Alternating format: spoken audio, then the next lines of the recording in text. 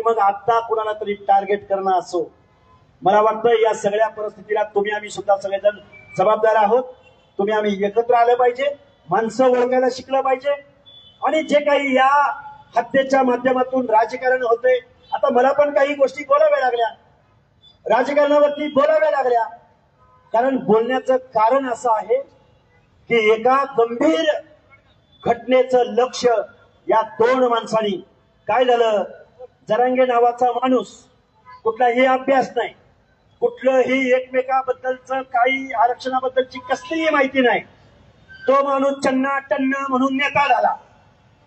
कड़े कड़े से जाएंगे, डांबरी डांबरी से जाएंगे, पुन्हा काय म्हणलं, काल परवा घरात घुसेंगे, घरात घुसून मारेन, बोलावं लागतंय, दुर्दैवानं बोलावं लागतंय। तो काय बोला, तिकडनं परभणीची लोक येणार, इकडनं धाराशिवची लोक येणार आणि घुसणार। मग काय याच्याकडे पायदळ आहे, घोडदळ आहे, याच्याकडे काय तोप गोळेत? अरे याचं वजन 35 किलो, याचं वजन 35 किलो आणि मग तो घुसून मारेल। मला वाटतंय या लोकांच्या, हे बघा काय झालं, चन्ना टन्ना म्हणत होता त्यावेळी त्याची चन्ना टन्नाची जागा घेतली अण्णानं। काय झालं नीट ऐका, विषयाचं गांभीर्य मलाही जाणीव आहे त्या गोष्टीची। चन्ना टन्नाची जागा अण्णानं घेतली आणि पोरांच्या मोबाईलवर अण्णा दिसायला लागला आणि त्याचा डायलॉग दिसायला लागला। दुर्दैवाने या गोष्टींचा उल्लेख करावा वाटतो। एका माणसाची हत्या झाली, त्याची आपण श्रद्धांजली वाहत आहोत।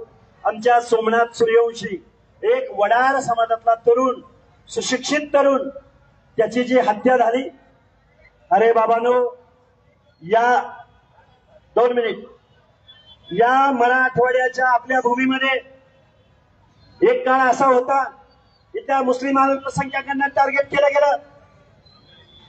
नामांतराचा काळ असा होता की इथल्या दलितांची घरं जाळण्यात आली, दलित बांधवांना टार्गेट केलं गेलं।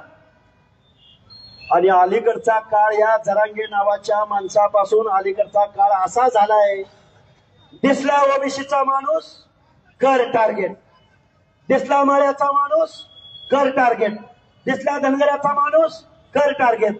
अजून एक उदाहरण माझं सांगायचं राहिलं बरं का, या बीड जिल्ह्यातल्या गेवराई तालुक्यामधल्या एका महारनोर नावाच्या एका ड्रायव्हराला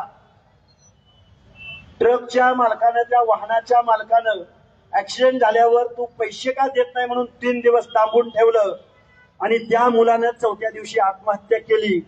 ना त्याची FIR घेतली, ना त्याच्या आरोपींना अटक झाली। हे का बोलावं लागतंय, हे का, कशासाठी बोलायची वेळ आली आज आपल्यावर? खरं तर तुम्ही आम्ही माणसं, गावगाड्यातली माणसं, तुम्हाला आम्हाला एकत्रित येऊन आपल्या हक्क अधिकाराचं संरक्षण करणारी माणसं,